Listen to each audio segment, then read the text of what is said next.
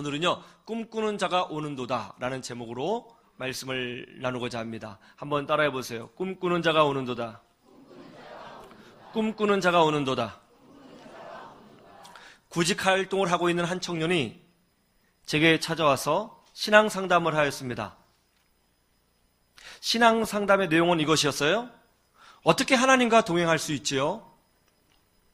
어떻게 하면 하나님의 능력을 체험할 수 있는 거죠? 이런 내용이었습니다. 여러분, 뭐라고 답변해 주시겠어요?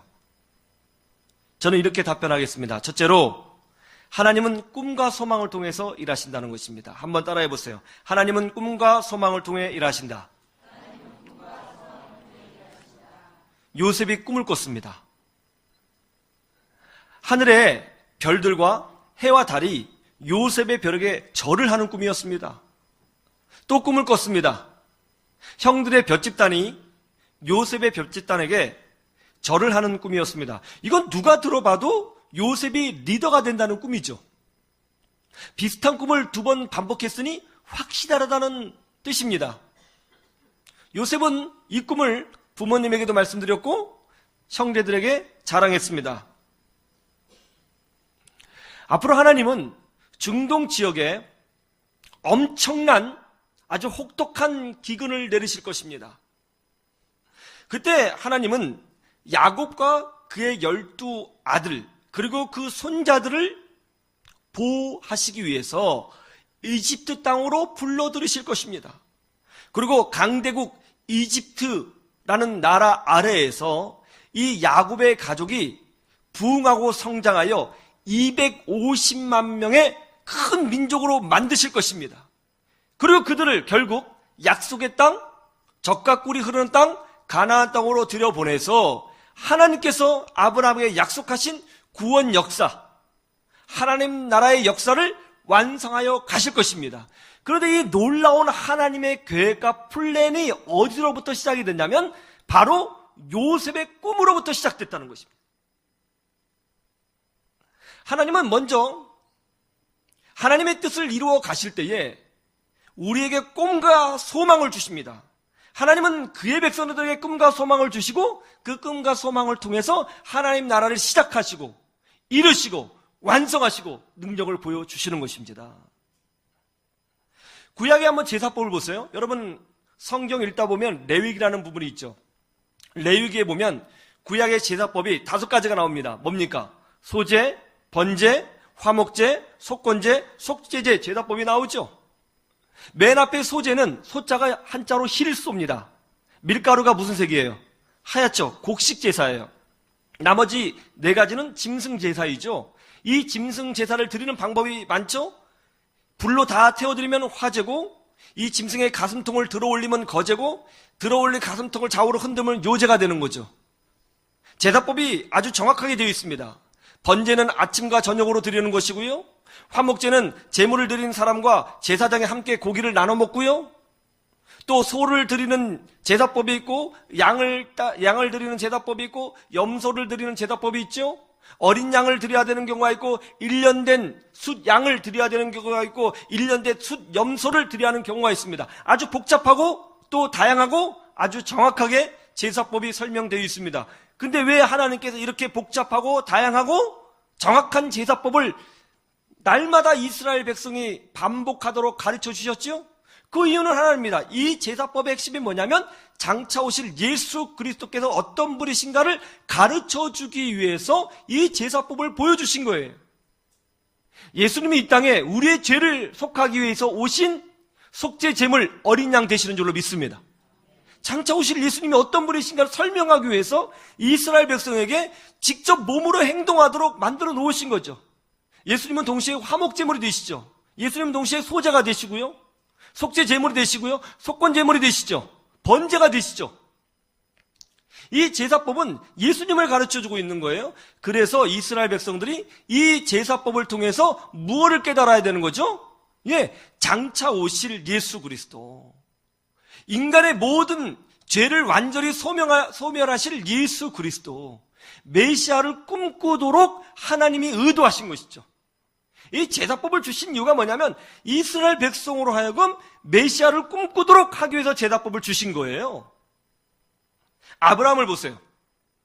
아브라함은 자녀가 없었죠. 하나님이 그에게 자녀를 주시겠다고 약속해 주셨습니다.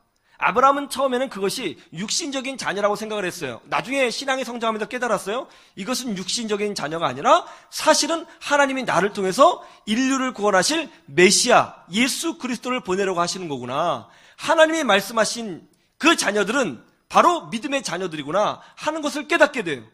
아브라함은 그때부터 꿈꾸기 시작했죠. 나를 통하여 오실 예수 그리스도. 그래서 예수님께서 이 사건을 뭐라고 설명하고 계시죠? 요한복음 8장 56절에 보면 이렇게 되어 있죠. 한번 찾아보세요. 요한복음 8장 56절.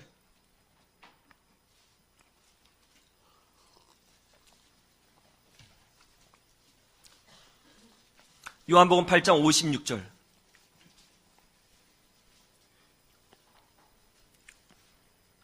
요한복음 8장 56절 같이 한번 볼까요? 시작. 너희 조상 아브라함은 나의 때 볼 것을 즐거워하다가 보고 기뻐하였느니라. 예. 이 아브라함은 예수님과의 시간적 간격이 어떻게 됩니까? 예. 수천 년이에요. 벌써 1500년 전 이상의 존재했던 아브라함이 장차 오실 예수 그리스도를 보고 기뻐하고 즐거워했다는 거예요. 아브라함이 꿈을 꿨다는 거죠. 메시아를 기대했다는 것이죠. 하나님은 꿈꾸는 자들을 통해서 일하시고 역사하시는 줄로 믿으시기를 주님의 이름으로 축원합니다. 이사야 53장 5절에 보면 장차 오실 예수 그리스도와 그분이 앞으로 받을 십자가의 고난에 대해서 너무나 적나라하게 기록되어 있습니다. 아주 놀랍게 예언되어 있죠. 그가 찔림은 우리의 허물 때문이요 그가 상함은 우리의 죄악 때문이라. 그가 징계를 받음으로 우리는 평화를 누리고 그가 찌찌게 맞음으로 우리는 나음을 받았도다. 어린 양으로 오시고 십자가의 고난으로 죽으실 예수님을 예언하고 있어요. 그 이유가 뭡니까? 왜 예언하는 거죠? 왜 예언하는 거예요? 앞으로 미래에 될 일을 왜 예언하는 겁니까? 예, 기대하라고요. 꿈꾸라고요. 소망하라고요. 그것 붙들고 기도하라고요. 거기로부터 하나님의 능력과 역사가 시작되는 것입니다. 에스겔서를 읽어보세요. 에스겔서에 보면 영적인 예루살렘 성전에 나와요. 그 예루살렘 성전은 만질 수 있는 게 아니에요. 하나님이 환상으로 보여주신 성전이에요. 그 성전 하나하나에 다 의미가 있어요. 영적인 의미가 있죠. 왜 에스겔 선지자에게 환상으로 예루살렘 성전을 보여주시는 것이죠? 그게 바로 하나님의 나라거든요. 그것을 보여주는 이유가 뭡니까? 예, 이스라엘 백성으로 하여금 하나님 나라의 완성을 기대하라고요. 꿈꾸라고요. 그래서 그 예언을 주신 거예요. 하나님은 어떻게 일하시느냐? 꿈꾸는 자들을 통해서 일하시고 꿈꾸는 자들을 통해서 주의 능력을 보여주시는 것입니다. 그래서 하나님은요, 빌립보서 2장 13절에 이렇게 설명하고 있어요. 한번 찾아보시죠. 빌립보서 2장 13절.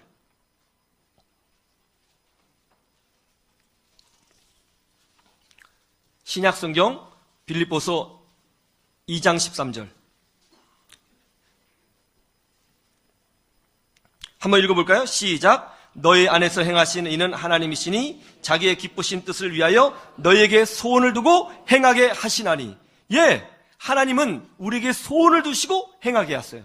하나님의 뜻을 이룰 때 하늘에서 뚝 떨어지는 것이 아니에요. 많은 사람들이 생각하기를 하나님의 나라의 역사는 기도만 하면 하늘에서 뚝 떨어지리라. 절대로 뚝 떨어지지 않습니다. 하나님은 하나님의 뜻을 이룰 때에 우리에게 마음의 소원을 주시고 그 소원을 바탕으로 성취하시고 일하시고 완성해 가시는 거예요. 여러분, 하나님 나라의 역사를 보고 싶습니까? 그렇다면 마음의 소원이 있어야 되는 것이죠. 꿈을 꿔야 되는 것이죠. 요셉이 그렇게 꿈을 꿨어요. 그러자 형들이 요셉을 질투했어요. 그 요셉이 형들을 만나러 올 때 그 형들이 요셉을 보고 말한 거죠. 봐라! 저기 꿈꾸는 자가 오는도다. 여러분, 어떻게 사람이 하늘을 날 수 있게 됐죠? 사람이 하늘을 날 수 있죠. 비행기를 타고요. 막 날아다녀요. 어떻게 하늘을 날 수 있게 됐습니까? 목사님의 자녀들이었던 라이트 형제가 이사야서 40장 31절을 보고 감동을 받았죠. 오직 여호와를 앙망하는 자는 새 힘을 얻으리니 독수리가 날개치며 올라감 같을 것이요. 이 말씀을 읽고 깊은 감동을 받았어요. 그 라이트 형제가 사는 동네에 작은 호수가 있는데 거기에 흰머리 독수리들이 날아다녔어요. 독수리를 보면서 늘 꿈을 꿨죠. 사람도 나를 수 있을까? 저렇게 나를 수 있을까? 그럼 하나님이 독수리를 창조하셨다는 것은 사람도 날 수 있다는 뜻이야. 그런 꿈을 꾸기 시작했어요. 이거 실제입니다. 그래서 대학도 못 나온 그 라이트 형제가 하늘을 나는 꿈을 꾸기 시작했고 그 꿈의 결과로 비행기가 나타났잖아요. 그래서 그 비행기를 타고 사람들이, 선교사님들이 전 세계 다니면서 복음을 전하는 역사가 일어나게 된 것 아닙니까? 어떻게 전구가 만들어졌죠? 에디슨이라는 사람이 전구에 대한 꿈을 꾼 거잖아요. 그런 소망이 있었던 거잖아요. 열망이 있었잖아요. 그 덕에 정말 전구가 나오게 되었고, 그 덕에 이 야밤에 아파 죽어가는 환자들이 병원에서 발급 미달에 수술을 받고 생명을 얻는 역사가 지금도 계속 일어나는 기적이 있는 것입니다. 어떻게 인류가 지구를 떠나 우주 밖으로 나가게 됐죠? 어느 누군가가 그렇게 하기를 꿈꿨어요. 그렇기 때문에 그런 일이 벌어진 것입니다. 마찬가지입니다. 하나님의 나라의 위대한 일은 꿈꾸는 자들을 통해서 일어나게 되어 있는 것입니다. 예수님은 제자들에게 모든 민족에게 복음이 전파되는 꿈을 심어 주셨습니다. 그 결과가 뭐죠? 지금 보세요. 예수 그리스도의 생명의 복음이 모든 민족에게 증거되었고 모든 사람들이 예수님을 주로 고백하는 역사가 일어나게 된 것입니다. 이와 같이 모든 위대한 일은 꿈으로부터 시작되는 것입니다. 하나님은 우리의 마음에 꿈을 주시고 소망을 주시고 그때부터 위대한 일을 행하시는 것입니다. 그러므로 주 안에서 꿈꾸는 사람들이 되기를 주님의 이름으로 축원합니다. 두 번째, 하나님은 모든 것을 합력하여 선을 이루신다는 거죠. 이걸 알 때 우리가 하나님과 동행하는 은혜를 누리는 거예요. 한번 따라해 보세요. 하나님은 모든 것을 합력하여 선을 이루신다. 요셉의 형들이 요셉을 질투했습니다. 그런 꿈을 꾸니까 야, 네 꿈이 진짜야? 너 그 꿈 진짜 이루어질 것 같아? 한번 볼까? 그래서 요셉을 죽이려고 했습니다. 요셉이 죽으면 꿈이 이루어지지 않으니까요. 그래서 형들이 구덩이를 파고 요셉을 구덩이에 밀어놓고 생매장 하려고 했어요. 이게 얼마나 끔찍한 일이에요. 그러나 차마 양심의 가책이 있어서 죽이지는 못하고 동생 요셉을 노예로 팔아버렸죠. 이것은 공중권세 잡은 자, 마귀가 꿈꾸는 자들을 방해하고 또 꿈꾸는 자들을 무력하게 만들려고 하는 어떤 영적인 계획을 우리에게 보여주고 있는 것입니다. 마귀는 하나님의 일을 방해합니다. 마귀는 예수 그리스도의 구원 역사를 방해합니다. 악한 영들은 꿈꾸는 자들을 질투합니다. 방해합니다. 거짓말로 속이고 흔들고 무너뜨리려고 합니다. 여러분 꿈을 꿀 때 그것이 항상 순탄할 것이라고 절대로 생각하지 마십시오. 반드시 방해하는 사람들이 나타납니다. 기도하면 할수록요 위기에 빠지고요, 봉사하면 할수록요 시험에 들 수 있고요, 헌신하면 헌신할수록 아픔이 올 수 있고요, 믿음으로 살려고 하면 할수록 가정에 어려운 일이 생길 수 있습니다. 그런데 여러분, 악한 영들이 우리를 방해하고 무너뜨리려고 할 때 항상 쓰는 전략이 뭔지 아세요? 그 항상 쓰는 전략, 뻔히 아는데 뻔히 당하는 거, 그 전략이 뭐예요? 바로 두려움이에요. 항상 마귀는 두려움을 통해서 하나님의 백성들을 무너뜨립니다. 하나님이 이스라엘 백성들에게 가나안 땅의 비전을 주셨죠. 젖과 꿀이 흐르는 땅의 비전을 주셨어요. 이스라엘 백성이 12명의 정탐꾼을 뽑아서 가나안 땅에 보냈습니다. 40일 땅 그 땅을 탐지하겠습니다. 돌아오고 나서 어떻게 됐습니까? 기쁨이 충만했어요? 두려움이 충만했어요? 두려움이 충만했다는 거예요. 너무나 두려웠죠. 앞으로 살 길에 대한 두려움, 전쟁에 대한 두려움, 패배에 대한 두려움, 실패에 대한 두려움이 이스라엘 백성을 사로잡았습니다. 그러자 어떻게 했어요? 하나님을 원망하고 모세를 원망했고 그 두려움이 변하여 분노가 되었죠. 그 결과 진노를 받고 실패자가 된 것입니다. 근데 여러분, 이 두려움이라는 것을 하나하나 까보면 그 가운데 핵심 요소가 있는데 그게 뭔지 아세요? 두려움의 핵심 요소. 두려움의 핵심 요소는 뭐냐면 현실이라는 거예요. 현실. 현실을 보니까 두려워지는 거예요. 현실적으로 보면 이스라엘 백성이 가나안 땅의 그 용사들보다 훨씬 싸우지 못해요. 전력으로 따지면 게임이 안 됩니다. 무기로 따져도 게임이 안 됩니다. 실력으로 따져도 게임이 안 돼요. 현실적으로 안 돼요. 현실을 보면 두려움이 오는 거죠. 요셉의 형들도 요셉을 죽이려고 함으로써 요셉에게 두려움을 심어주려고 했습니다. 그래서 그 꿈이 이루어지지 못하게 한 거죠. 사람이 극도의 공포를 느낄 때가 구덩이에 갇혀 있을 때라고 그러죠. 요셉을 거기에 집어넣은 거예요. 극도의 공포심을 준 것입니다. 그래서 그 꿈이 이루어지지 못하도록 방해한 거죠. 예수님이 제자들에게 모든 민족의 복음화의 비전을 주셨습니다. 예루살렘과 온 유대와 사마리아와 땅끝까지 이르러 내 증인이 되리라 약속해 주셨습니다. 그래서 제자들이 나가서 복음을 전했어요. 어떤 일이 벌어졌죠? 바리새인들과 유대 지도자들이 예수님의 제자들을 잡아가두고 매로 때리고 협박하고 또 두려움을 심어줬습니다. 그래서 다시는 예수의 이름으로 복음을 전하지 못하도록 했어요.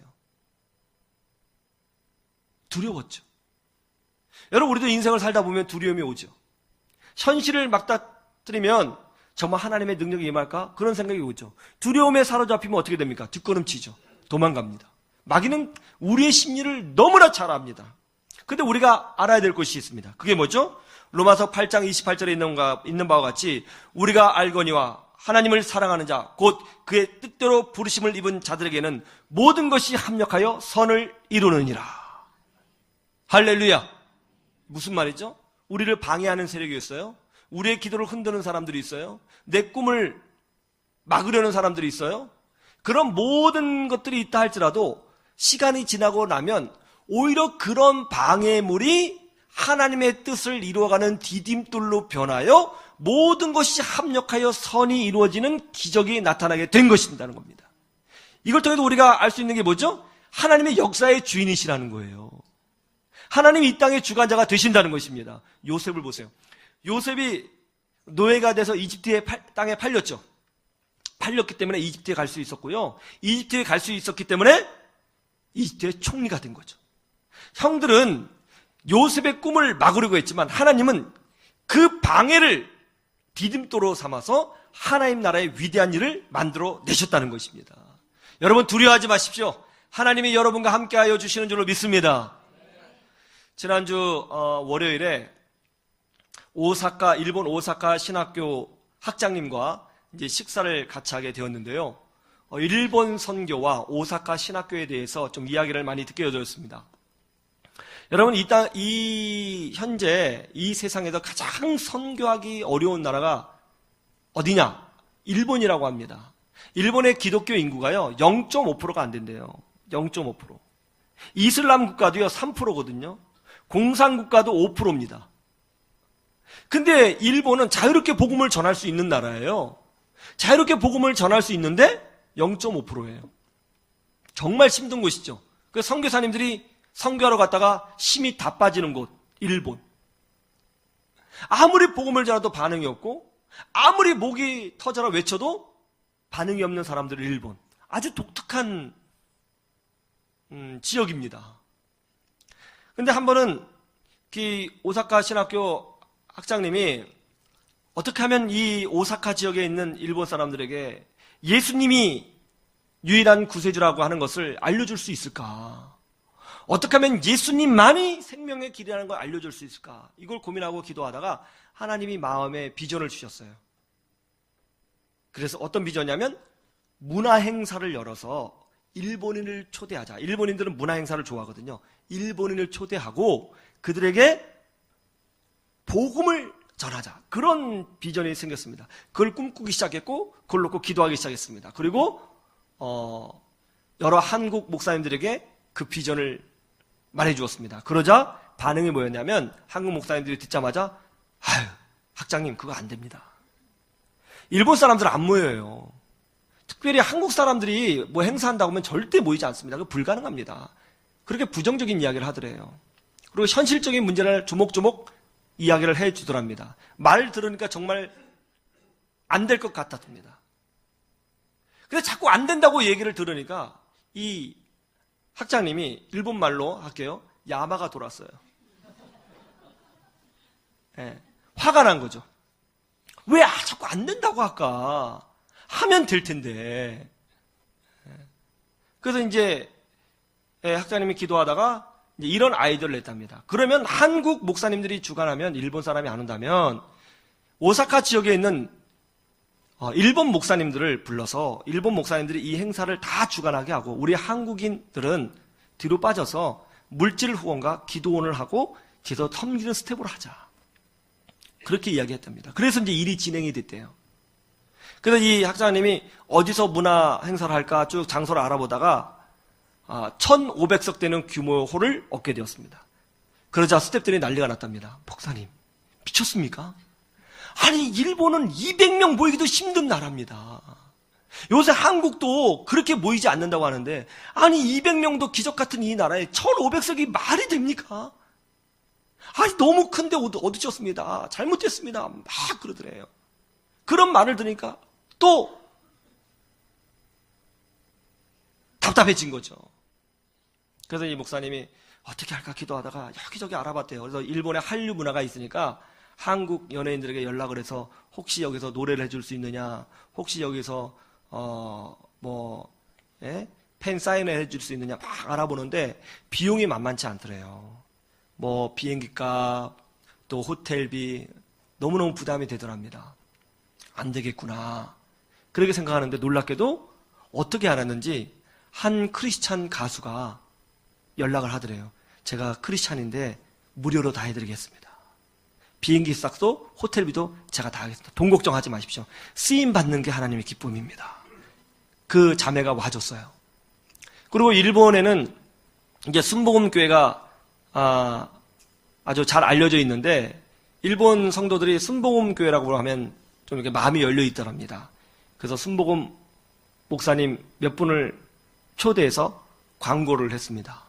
그렇게 행사가 진행이 됐어요. 1,500석 홀. 어떻게 됐느냐? 사람들 한 200명, 150명 모일 거로 예상했는데 1,500명 이상이 모이는 기적이 일어났습니다. 더 놀라운 건 뭐냐면 저 일본 북쪽 지방에서 이 행사에 참여하겠다고 260명이 비행기를 타고 왔다는 거예요. 그래서 학장님이 너무나 기뻐하면서 말씀하시는데 정말 하나님은 꿈꾸는 사람들과 함께 하신다. 그렇게 고백을 하시더라고요. 어떻게 하나님과 동행하는 은혜를 경험할 수 있느냐?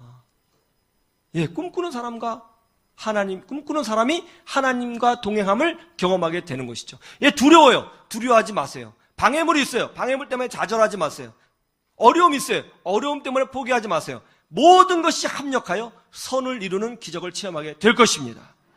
세 번째, 우리가 꿈과 소망으로 충만할 때 하나님을 경험하게 된다는 것이죠. 한번 따라해 보세요. 꿈과 소망으로 충만할 때 하나님을 경험한다. 우리는 하나님을 배워가고 있는 중이에요.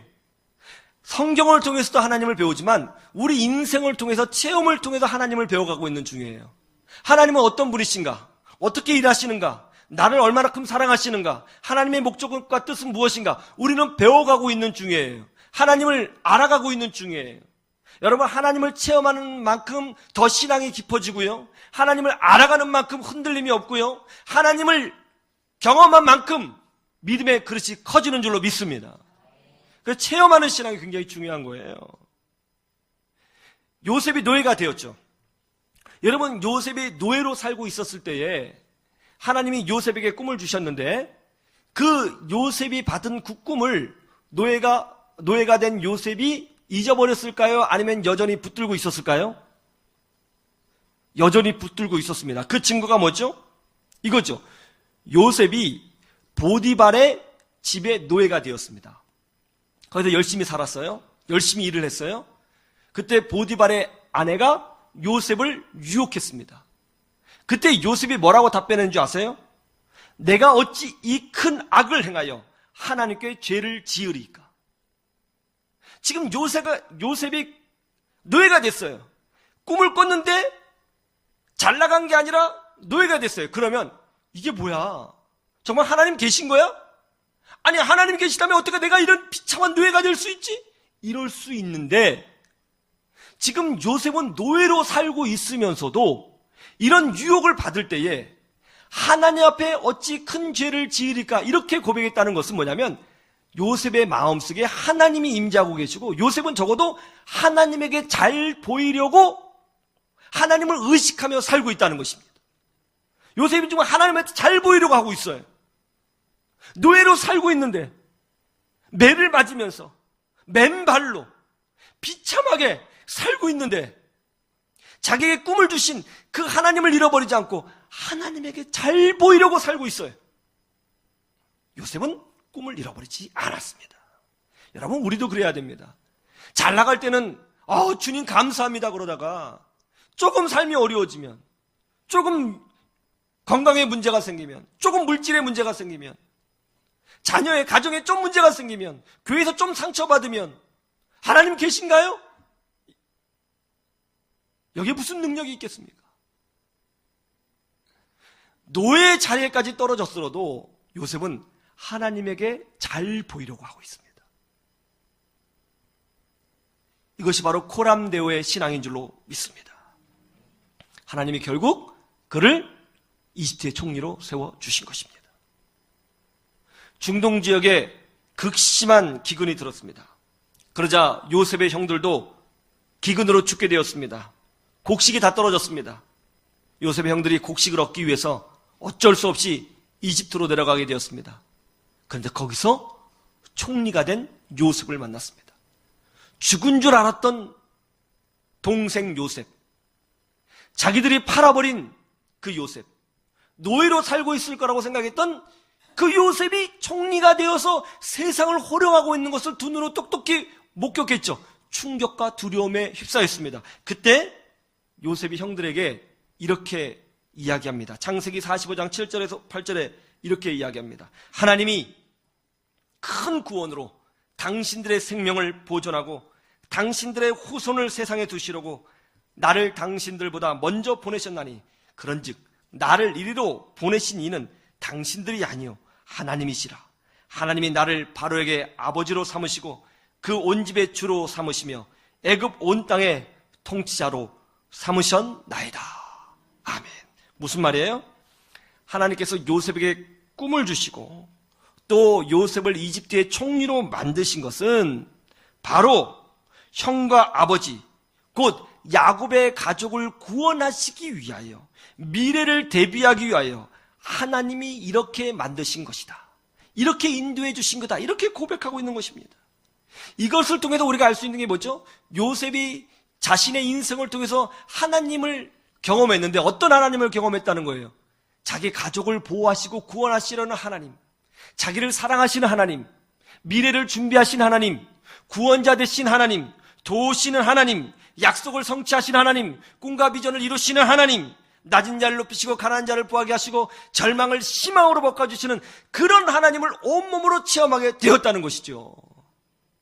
여러분, 꿈꾸고 믿음으로 전진할 때 이런 하나님 경험하게 되는 줄로 믿습니다.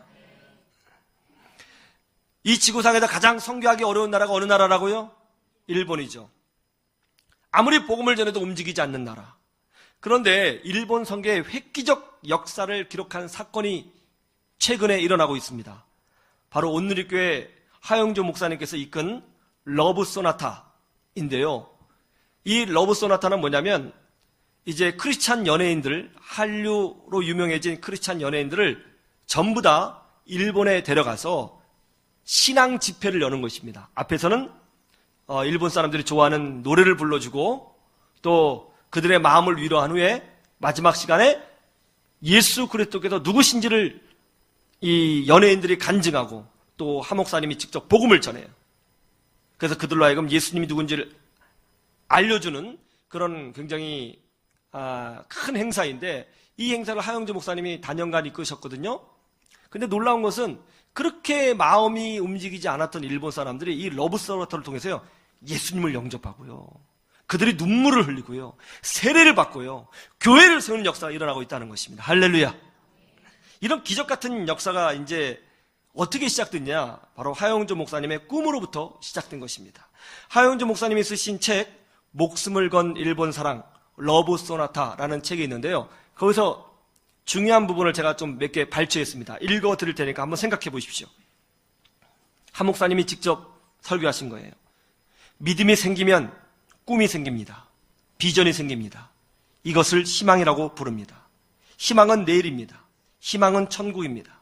땅의 꿈이 아니라 하늘의 꿈, 순간적인 꿈이 아니라 영원한 꿈, 내 꿈이 아니라 하나님의 꿈이 생깁니다. 성령이 임하고 믿음이 생기면 상상할 수 없는 꿈이 이루어지기 시작합니다. 꿈꾸는 사람에게는 미래가 있습니다. 저는 가끔 이런 생각을 합니다. 내가 왜 일본에 집착할까? 내가 왜 일본을 위해 러브 소나타를 하고 있는가? 하나님께서 꿈을 주셨기 때문입니다. 어느 날 하나님께서는 저에게 일본을 품으라고 말씀하셨습니다. 일본을 사랑하고 일본을 위해 기도하라고 거듭 말씀하셨습니다. 저는 누군가를 오랫동안 사랑하고 보살필 만한 건강이 허락된 사람이 아닙니다.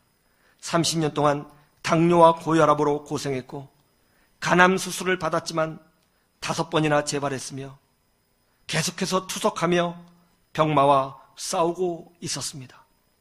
이렇게 제 몸 하나 건사하기 힘든 상황에서 그런 하나님의 말씀을 들으니 몹시 당황스럽고 두려웠습니다. 그렇지만 일본을 향한 하나님의 사랑이 너무나 컸습니다. 하나님께서는 계속 저에게 강조하셨습니다. 갈등과 고통의 벽을 넘어서라. 건강의 한계를 넘어서라. 먼저 화해의 손을 내밀라. 그리고 사랑의 파도를 만들어라. 그래도 저는 용기가 생기지 않았습니다. 할 수 없이 교인들에게 기도를 부탁했습니다. 언제나 불가능해 보이는 일에 부딪힐 때면 늘 기도에 매달립니다. 이를 놓고 특별 새벽 기도를 시작했는데 놀랍게도 첫날 8,000명이 모였습니다. 아무도 예상하지 못한 결과였습니다. 마지막 날에는 일본 선교를 위해서 새벽 3시부터 25,000명이 모이기 시작했습니다. 그래서 이 놀라운 사역이 시작됐다는 것입니다. 2017년도 한 해가 지나갔습니다. 2018년도 한 해 여러분 모두가 꿈꾸는 주의 자녀들이 되기를 주님의 이름으로 축원합니다. 두려움이 있고 현실적인 어려움이 있어도 꿈꾸는 하나님의 자녀들이 되십시오. 그래서 그 꿈을 통해서 일하시는 하나님을 경험하는 여러분 모두가 되시기를 주님의 이름으로 축원합니다. 축원합니다.